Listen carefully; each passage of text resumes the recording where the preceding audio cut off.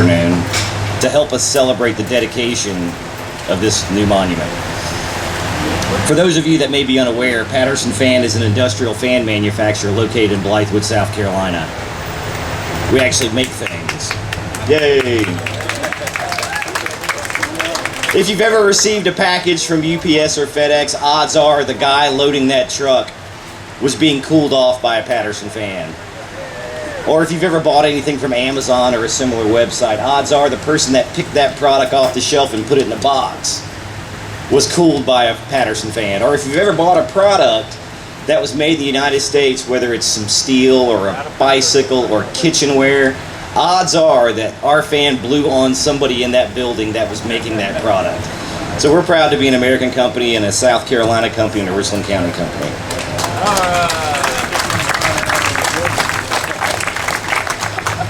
Since its founding by Vance and his father, Pat Patterson, we at Patterson Fan have served our customers with what we feel it's an honest approach to business. As a result, we've watched our company grow into what it is today. None of this would have been possible without the employees in the blue t-shirts out here. Not only do I personally thank each and every one of you for coming out today, but I'd like to thank and recognize the Patterson team. If you'd please stand up, if you're not already standing.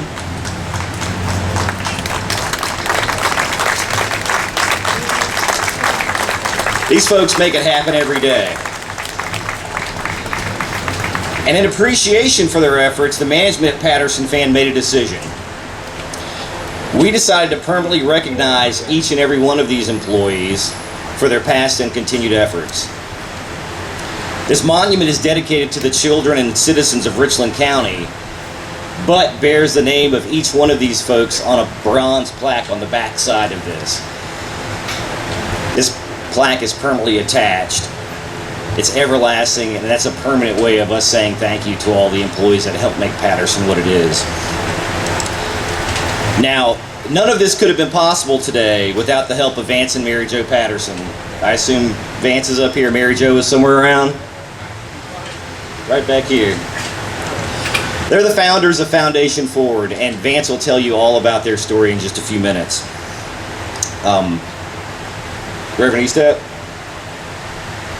To get the dedication ceremony started, I'd like to invite the Reverend Eric Estep, the founding pastor of Village Church in Blythewood, to lead us all in the invocation.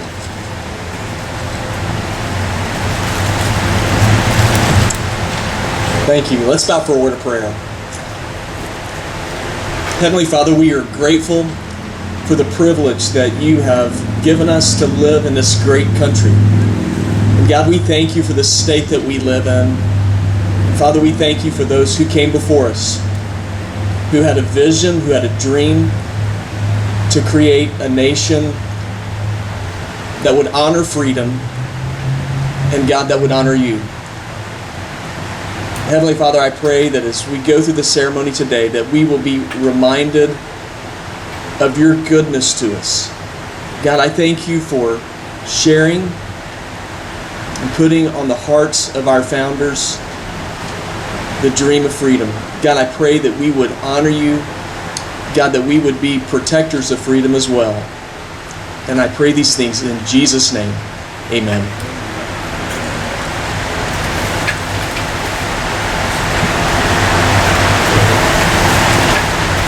Thank you.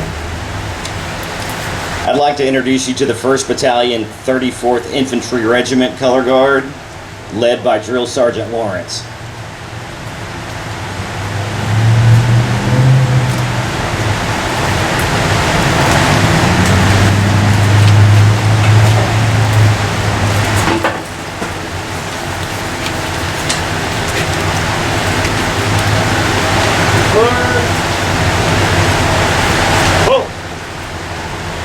Please join me in the Pledge of Allegiance. I pledge allegiance to the flag of the United States of America and to the republic for which it stands, one nation, under God, indivisible, with liberty and justice for all. I'd like to invite a fellow Patterson employee to the stage, Shelton Dowd. Shelton's a native of Rocky Mount, North Carolina, and he's an assembler at Patterson fan. He's one of those guys that's been singing since he was a child. In his spare time, he leads Shelton Dowd Ministries, and this afternoon he will perform an a cappella version of America the Beautiful for us. Thank you.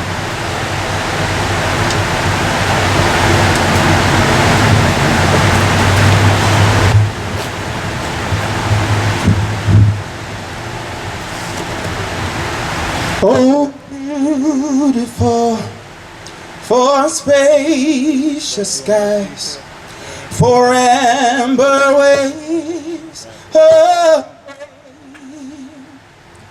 for purple mountains, majesty above the fruited plains.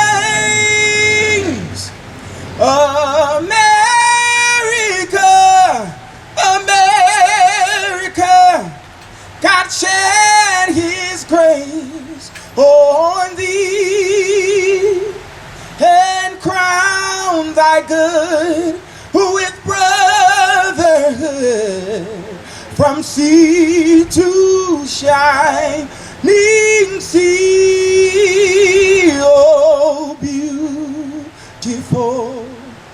for patriot train that sees beyond the years. Thine alabaster cities gleam, undimmed by human tears.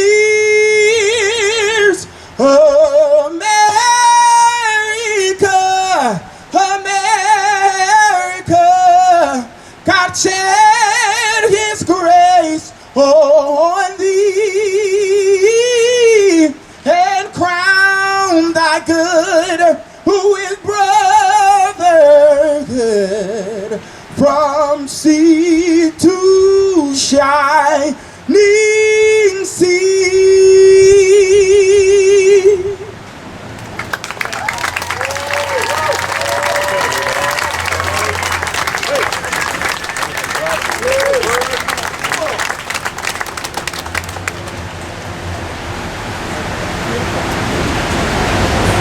I'm gonna say kind of, wow. We hadn't heard him practice yet. That was amazing, Shelton. Thank you.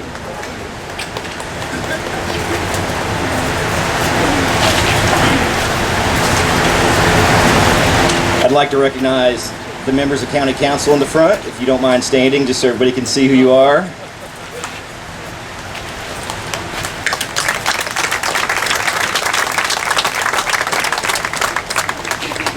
The sheriff's around here somewhere. Way in the back. Anybody I missed, I apologize. As I mentioned in my opening comments, this monument is dedicated to the children and citizens of Richland County and South Carolina. At its core, the monument is an educational tool for all of our young folks to experience and enjoy. The original Charters of Freedom, comprising the Declaration of Independence, the Constitution, and the Bill of Rights, are on display in the National Archives in Washington. Unfortunately, this may be out of reach for some of our students. That my children and yours will have the opportunity to see, read, and experience these documents in person in their own hometown, to me, is an educational experience worth investing in. As some of you may know, I'm a product of public education myself, specifically a product of Richland School District 2. I attended Forest Lake, Condor, Dent Middle School, and Richland Northeast. And as I was talking to Dr. Ham ahead of time, it's a wonder that we hadn't crossed paths. She's been with in education for 40 years, and as long in the school district as I have, and we missed each other by 1 year, she says. Correct. Goes back to 1980. It's an honor and a privilege to introduce to you Richland School District 2 Superintendent, Dr. Debbie Ham.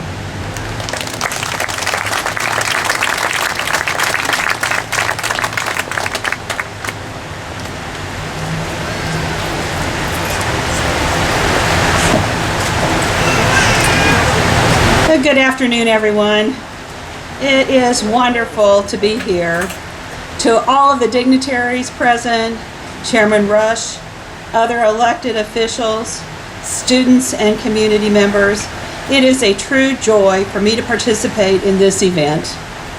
I believe that public education is a cornerstone of our American democracy, and it's a pleasure to see these charters of freedom here as a reminder to all of us how fortunate we are to be citizens in this country with the rights and freedoms that we all enjoy. You know, Vance and Mary Jo Patterson saw a need and are doing something about it. They have enhanced our community and are contributing to the lives of our students, the future citizens of this country. People and organizations like this make such a difference. I'm Debbie Ham, Superintendent of Richland School District 2. I want to, on behalf of my district and personally, thank the Pattersons and the Foundation Forward for caring enough about children and their educational well-being to bring these monuments to Richland County, putting in reach a higher level of understanding for our youngest citizens. We hear all the time about our students that they don't want to just read about things. They want to actually experience them. These give them the opportunity to experience these documents in a way they could not understand from their experiences on a Chromebook or from reading a textbook. It is wonderful. And this is exactly what public education is about, meeting the needs of our students.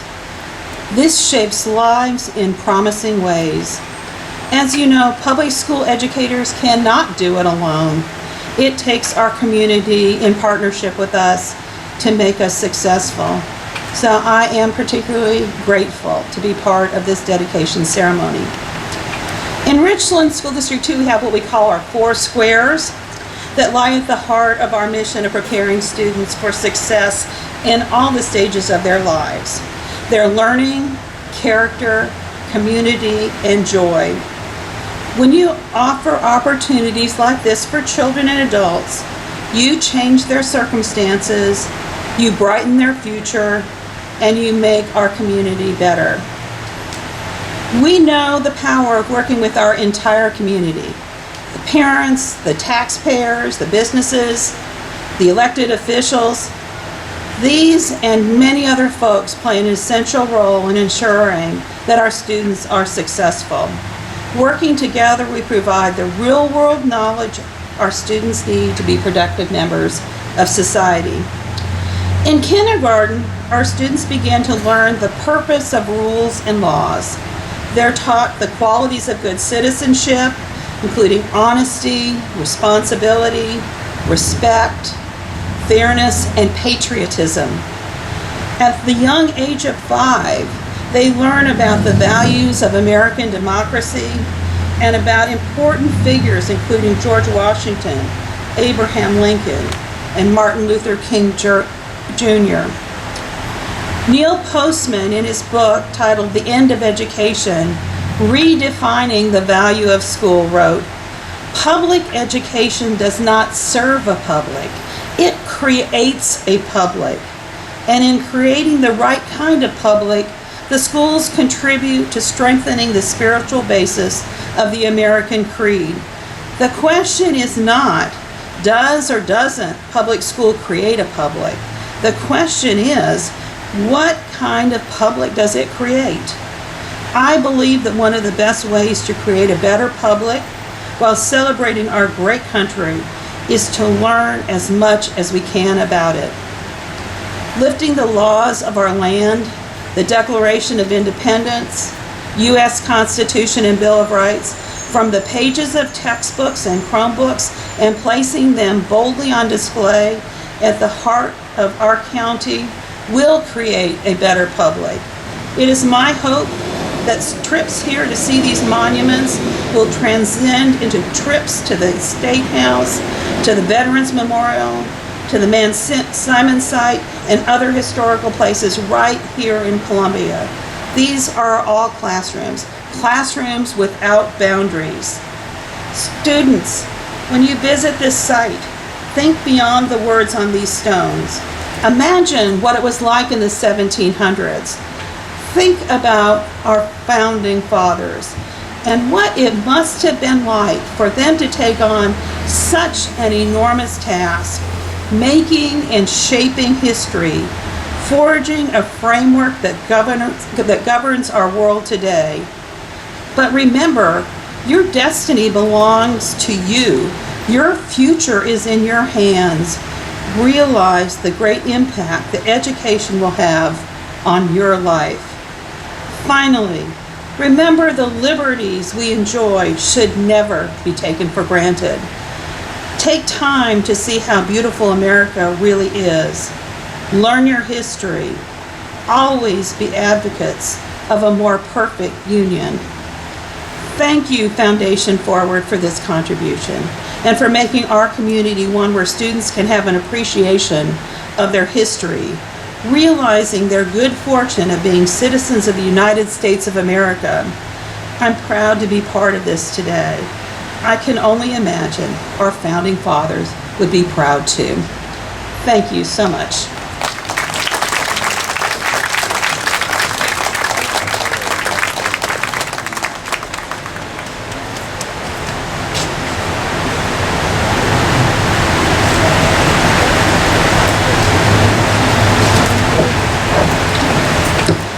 Thank you, Dr. Ham. Now, some of you may wonder why a monument dedicated to the Charters of Freedom, and why here at 2020 Hampton Street. It's where we pay our car taxes, most people. And why is Patterson Fan Company sponsoring this monument here? Well, to help explain, I would like to invite Mr. Vance Patterson to the stage. Vance, along with his wife, in the background, Mary Jo, are the co-founders of Foundation Forward, the organization that helps make these monuments happen. I've had the privilege of working with Vance for the past 23 years, and it's an honor to be able to introduce him to you. Ladies and gentlemen, Mr. Vance Patterson.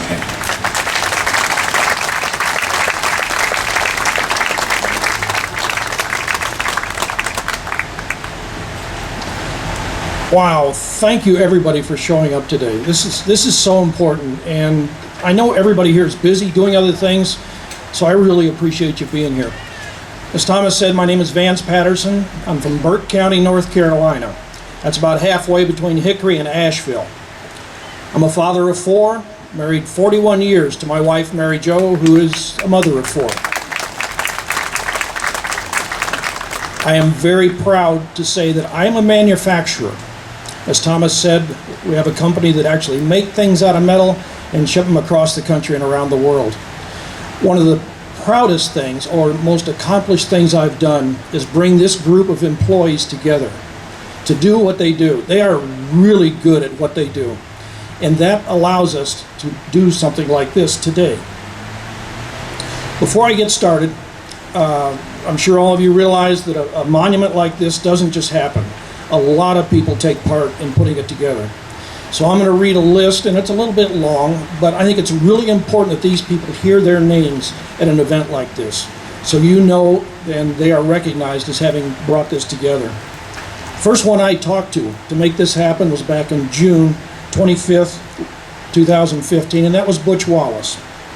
He took me in so I could talk with Chairman Tory Rush, then Roxanne Anchetta, Hayden Davis, Bill Peters, John Hickson, Mark Moore, Cody Patterson, Matt Patterson, Devin Patterson, Anthony Ashford, Dustin Davis. These are all people that worked on this monument in different phases. Frank Harrison, Megan Hammond, J.J. Hammond, Michelle Moore, Pam Unruh, James Ballantyne, Mark Chrisman, Elliot and Matthew Moore, Perry Snyder, Thomas Salisbury, Eddie Jolly, Mike Unruh, John Epperly, and Gant Stevens of Burke Memorial. I know those people, and they all worked very hard. Okay, I'm going to tell you a story. It lasts about 6 minutes, and then I'm going to tell you a little about your monument here and give you an idea of what I see as a vision for the future. About 5 years ago, Mary Jo and I were up in Washington, D.C., meeting with some congressmen and some of the organizations up there, and we had some free time, so we decided to go to the National Archives because we'd never seen the Declaration of Independence and the Constitution before. Now, for those of you who have been here, kind of wandering down a hallway, looking at different exhibits, and then it opens up into this big room. You walk through these big bronze gates and into this rotunda, and there are the founding documents on the opposite side. Declaration of Independence on the left, 4 pages of the Constitution in the middle, and Bill of Rights on the right. Now, one of the things I liked was that once you got in the rotunda, there were no lines. You got to just wander around and look at different exhibits, supporting documents, and when you got a chance, you'd step up and look at the original documents. And the first time I saw the Declaration of Independence, something our founding fathers had actually penned, and then saw their signatures, Thomas Jefferson, Benjamin Franklin, John Adams, Rutledge, and the others, I just got goosebumps. And then when I moved over and saw the first page of the Constitution and the words, "We the people," I got a lump in my throat. I was very moved by what I saw.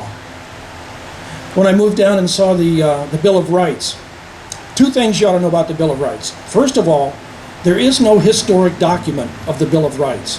What on display are the first proposed 12 amendments. The first 2 were not ratified. But that document contains our Bill of Rights.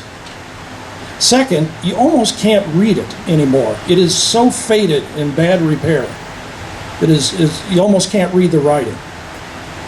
Well, Mary Jo likes to read just about everything. So while she's walking around the room reading the supporting documents, it gave me a chance to step back to the edge of the room and just try to soak it all in. I wanted to take it all in, remember that moment. And 2 things occurred to me. First of all, that I would probably never be there again, because it took me over 60 years to get there the first time. And second, most people will never see these documents.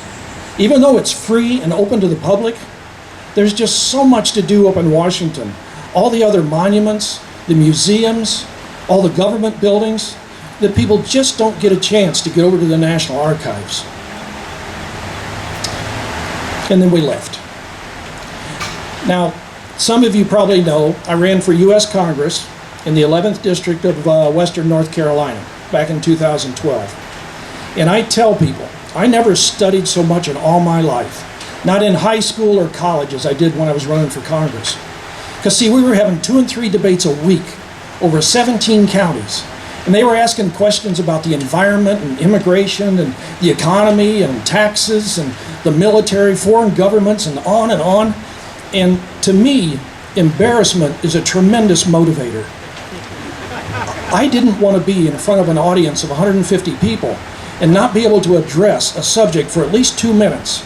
So I studied evenings and weekends. Well, it's no surprise, one of the things they asked about was education. And I didn't want to just give the answer that all the other 8 candidates were giving. So I went back and studied our founding fathers. And I learned that we had 2 founding fathers who were very big on education, Thomas Jefferson and Benjamin Franklin. They're the ones that believed we ought to have 3 levels of education. A primary level to teach our youth how to function in life. And that's where you get reading, writing, and arithmetic. And then a secondary level to teach our youth how to survive in the world. And that's where you got into accounting, history, geography, living languages, and some of the trades. And then the 3rd level, of course, was the advanced level, where you get into the arts, the professions, and what's known as a culture of virtue. Well, it should be no surprise to you that they were very big on civics and government. After all, these 2 helped lay out our government that we have today. They believed that in order to have a free and independent society, you must understand how government works, that you cannot control what you do not understand. Towards the end of my campaign, I remember Mary Jo and I were sitting on, attending a National Day of Prayer service in downtown Morganton, sitting on the old Burke Courthouse Square under the shade of a tree. And towards the end of the service, the thought came to me, what if we could duplicate the experience we had up in Washington in the National Archives the first time we saw the founding documents? What if we could bring that experience back to the citizens of Burke County? So I started getting excited about it, and after the service was over, I told Mary Jo, and we actually wandered around the green up there looking for possible locations to set a monument. Well, my campaign ended. I came in second. There was a runoff. I came in second again. So later that year, I had time to start working on a project. And the project turned out to be an educational project. And the scope of the project was to design and build a replica of the Charters of Freedom as exhibited in the National Archives, find a central location in Burke County with high visibility, high foot traffic, and easy access for school children, because it's an educational project. As I worked on this, it took over 2 years to get it done. But finally, on July 2nd, 2014, we dedicated the first Charters of Freedom monument outside of Washington, D.C., in downtown Morganton. And Mary Jo and I enjoyed the process and the giving so much that we decided to do another one over in Cherokee County, western part of North Carolina, a little town called Murphy. We set that one there, and it was dedicated September 17th, Constitution Day 2014. At this time, we decided to set up a 501c3 because we were going to do more. Third one went in downtown Asheville, another granite installation just like this one. Rumors were starting that I might be running for Congress again, because all three of these were in western North Carolina. I see grins over here from the politicians. And I think my wife was starting to get a little bit nervous. So we decided to go north. And we went up to Jacksonville, Illinois, Morgan County, and did our fourth one there. Why Jacksonville? It was my wife's hometown.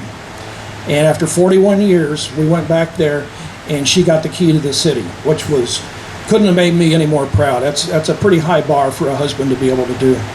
The fifth one went to my hometown, Kokomo, Indiana, and Howard County, Indiana. This is the sixth setting that has been done.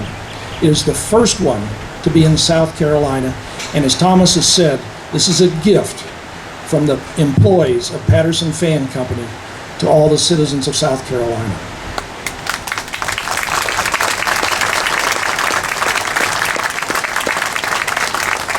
Now let me tell you a little about your monument here. Back when I was in school, I did something somewhat similar to this. It wasn't a Charters of Freedom monument, but I built something. Didn't ask for permission back in 1971. Just went out, started digging a hole and built it, and it is still standing now, almost 50 years later. But what I learned was, if you want to build a monument to last, you put more underground than above ground. Your monument here, the foundation for it goes down 3.5 feet. It is solid, reinforced poured concrete. It then extends up into a reinforced poured concrete solid core. Just the core and foundation of this centerpiece weighs over 20,000 pounds, over 40,000 pounds, over 20 tons. It's then surrounded by 4 inches of granite, polished granite, which adds another 4 tons. The documents you see, there are 6 of them, all are life-size, which means the Declaration of Independence is a little bit larger than the others. Each one is on 1/4-inch etched bronze. It's sunk into the granite. Each document weighs over 60 pounds. They're all protected and covered by 1/2-inch bulletproof polycarbonate plexiglass. On the front, you see a seal. I commissioned some artists around the country to come up with a design for this. The eagle represents the Declaration of Independence, proud, bold, defiant. There are 7 stars above the eagle, which represent the 7 articles of the Constitution. There are 10 stars under the eagle, which represent the first 10 amendments or your Bill of Rights. This is your Charters of Freedom. There are 2 plaques, small plaques on the center monument with raised lettering. These are so students can come down, put a piece of paper, and do a rubbing. It says, "We the people," and these are the 4 signatures of the South Carolina delegates that signed the Constitution. There are 2 other plaques, one over here that says when it was dedicated, this monument, and who gifted it, employees of Patterson Fan Company, and some quotes by some of our founders. The one over here states some of the facts about the original documents up in Washington. There's one more plaque on the backside which lists all the names of the Patterson employees on this date. And there are over 50 names on that plaque. They are, when I announced this at a meeting earlier in the year, last year, I saw people wiping their eyes. They were so proud to have their name on this monument. These monuments, or this monument, is built to last from 300 to 509 years. Now, why 509 years? Well, I grew up in the 60s, and there was a group called Yeager and Evans, and they wrote a song in the year 2525, If Man Is Still Alive. And 509 years from now will be the year 2525. So I hope it makes it. There are 3,142 counties, boroughs, parishes, independent cities, census zones, and the District of Columbia in the United States. Our hope, our goal as a foundation is to set monuments in as many of these communities as possible over the next 9 years. 9 years, if we double each year, that's how long it'll take to cover all the whole country. Now, people want to know what these monuments cost. And I don't mind telling you, they've been coming in between $70,000 and $75,000. We do all the work ourselves, so there's no markup, but that's what the cost is. And then the next question is, why are we doing this? And I tell people, because it's very important. It's more important than money. I believe these foundation, or this monument, gives us a direct link to our founding fathers by helping to preserve what it is they gave this country, a government to protect and serve the people. Now, as I said earlier, our founding fathers believed that in order to have a free and independent society, you must understand how government works. Thomas Jefferson, on this quote over here back in 1789, said, "Whenever the people are well informed, they can be trusted with their own government." And James Madison, a 5'4" rock star of his era, wrote in 1822, "A people who mean to be their own governors must arm themselves with the power knowledge gives." You wouldn't believe how many people have come up to me and said, "Is this our whole Constitution, just 4 pages?" And I said, yes, our government is based on just these 4 pages. Or how many people don't know that the first 10 amendments are our Bill of Rights? I'll bet there are people in the audience today that are hearing that for the first time. I hate to tell you when I found that out, and I've been voting since 1972. Your first 10 amendments are your Bill of Rights. Education and knowledge of how government is supposed to work is just so important. That's why from the beginning, this has been an education project. I see and have seen 4th and 5th graders coming to the monuments to spend an afternoon on an annual field trip with their teacher to learn about our government, a little about our founding fathers, a little about the founding documents, and also while they're there to learn about state and local government and something about local heroes.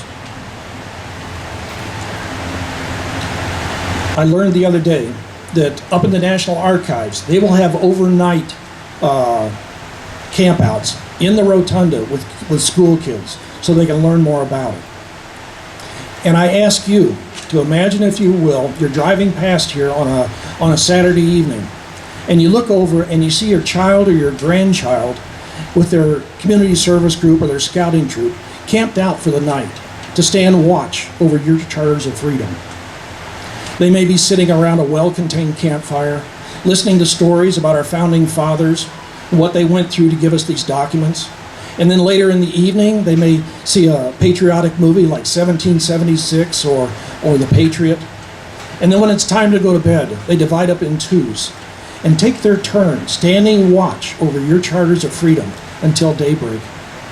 They will remember that night for the rest of their lives, and they'll have a special knowledge and feeling for these founding documents. Citizens of Richland County, this is a start for you. Your Charters of Freedom monument is the first one to be set in South Carolina. It'll be up to you to care for them, to make use of them, and then provide the leaders this great nation will need in the future. That's my story and a little of my vision. I am so glad you're here today. Thank you.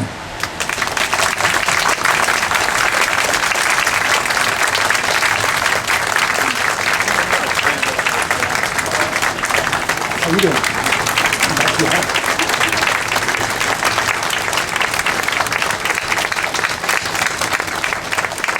All right, will Thomas please come back up, and Council Chairman Tory Rush.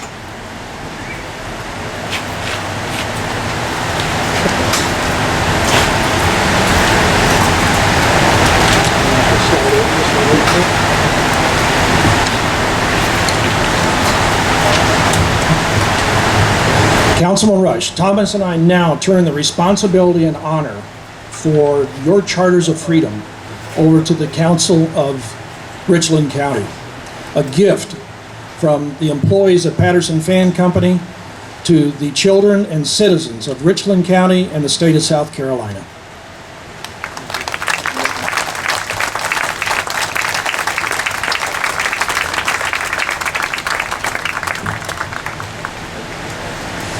Good afternoon, everyone. First of all, I want to thank Vance and his wife, Mary Jo, for this wonderful gift that they're giving to Richland County. I also want to thank Patterson fans for their investment and job creation for this county. We don't take this lightly. We don't take your commitment lightly. We don't take your investment in this community lightly.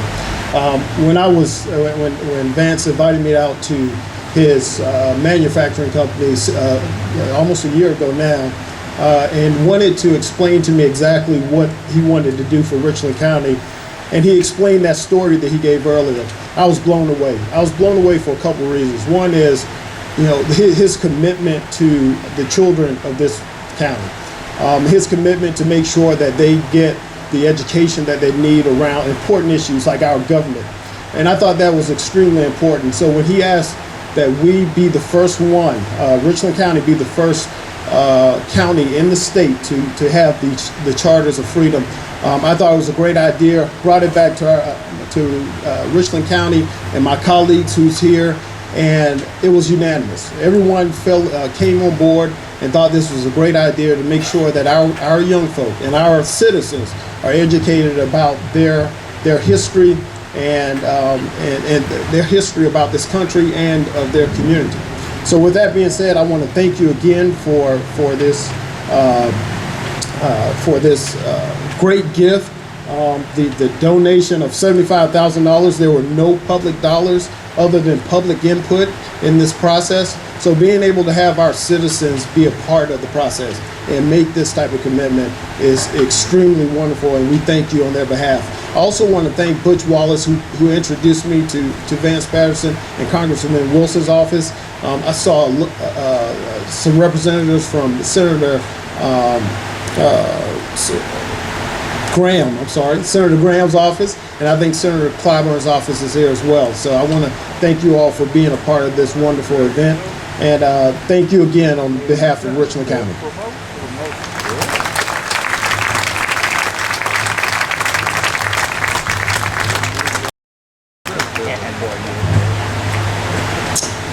Thank you, Tory. I don't know that you noticed, but that document just came in the back door. I forgot it out at the factory, and we got it done. Good. All right, we've got just two more things, and they're really fun. First of all, I want to explain to you about the time capsule. We're not going to do the time capsule today. That'll be later this summer. But there's a vault in the back of this monument here, and in the vault will go a time capsule. In that time capsule, we're going to have letters. We're going to request a letter from, certainly from Tory, one from Superintendent, one from the Sheriff Lott, if he's here, and veterans groups, other law enforcement, and there'll be a letter from me and other memorabilia from the era. We'll seal the vault probably later this summer, maybe August or September, and it won't be opened again until September 17th, 2087. That's the 300th anniversary of our Constitution. Now we're going to give the combination of the safe to Chairman Rush, and should there be any problem, if you're here 71 years from now, should there be any problem opening the safe, you know who had the combination last. All right, we're going to do a cannon salute now, and this is kind of a fun part. I would like the following people to please volunteer to be our cannoneers. That would be the county council, if you would like to. I've got 4 there. Sheriff Leon Lott, if he's still here. We need his presence. Great. Butch Wallace, if you're still here, would like to have you. And if y'all would come around back to Eddie. Eddie is our licensed pyrotechnician for Patterson Pyrotechnics. And, oh, we got more than I thought. 2, 4, 6, 7. Butch, I'm going to ask you to do it later.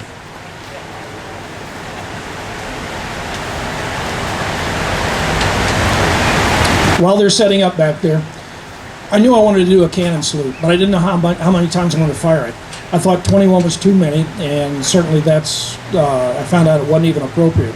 So I did some research. Again, remember this is an education project. And I found that the cannon salute, as we know today, really started back in the 1600s. An armed ship, when it would be pulling into port, the port wouldn't know whether they were dangerous or not. So the ship would turn its guns to sea and fire typically 7 rounds. Now this does 2 things. Anytime you discharge a weapon, you're weakening your position. So it showed they were no threat to the port. And it showed that they were saluting the port, showing respect. Well, the port, having more cannon and more powder, would often answer it 3 in kind. And that's where you get your 21 gun salute. Well, I thought that was a bit much. So I had a little bit of knowledge of a cannon being Scottish descent, and Patterson Fan has done business over in Scotland, distribution, and did some manufacturing over there. Well, over in Dundee and up in Edinburgh. And in Edinburgh, in the old castle, is a howitzer that sits up there. And they told us the story how the Scottish really liked the way the British marked the time of day. At noon, the British castle would fire 12 rounds so the shopkeepers and the captains could set their clocks. Well, being Scottish, they reasoned, why shoot 12 rounds at noon when we could wait 1 hour and save 11 rounds? So every day at 1 o'clock, that howitzer goes off. So I knew my number was somewhere between 1 and 21. And I decided on 7 for historical purposes, and also because we have 7 articles in our Constitution. So we will fire 1 round for each article of the Constitution. Eddie, are my cannoneers ready? Yes, sir. Drum roll, please. Article 1 defines the legislative branch, composed of the House of Representatives and the Senate. It describes their powers and workings. Article 2 defines the executive branch, the qualifications for president and vice president, their powers, duties, and means of removal from office.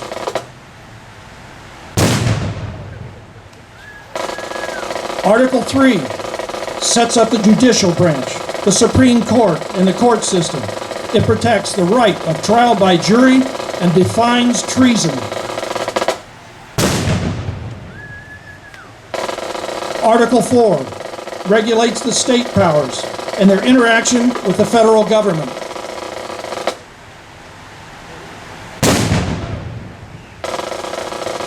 Article 5 outlines the process of amending the United States Constitution.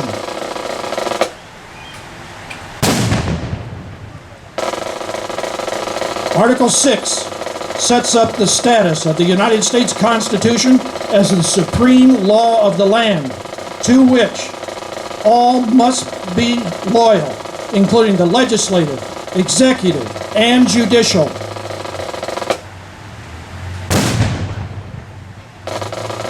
Article 7 addresses the ratification and declares that the United States Constitution should take effect. if 9 out of 13 states ratify. Children and citizens of Richland County and the state of South Carolina, I give you your charters of freedom.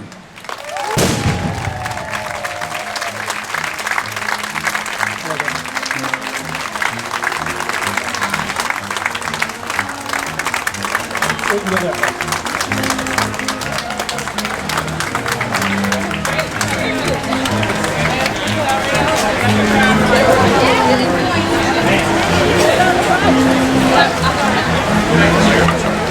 We need a picture. You want both? Yeah.